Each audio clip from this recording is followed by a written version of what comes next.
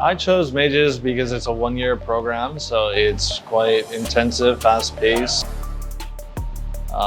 There's not very many programs even in the whole world that are so sort of fast-paced and don't waste your time and are focused on game development. I think the project-based sort of structure that Mages has, where you do about 7 or 8 projects over the course of a year, is really good for that. You really have to stay focused and it moves very fast.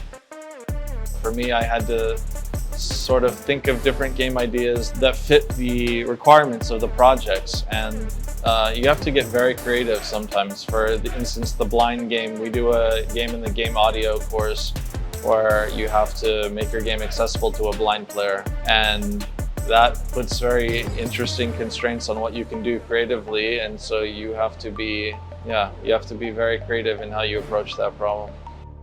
So right now we're working on our final year project, and we're learning the AI module alongside of it. So we're taking 2 classes at once, and this is a perfect example where they're teaching us how to implement advanced AI, so AIs that are sort of moving, animating, walking on a nav mesh right when we need it.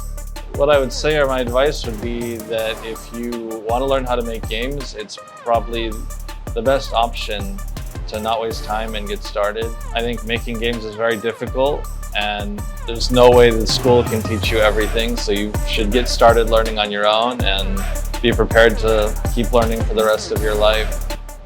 It's going to be a journey, but definitely get started with Mages. They're really good teachers here.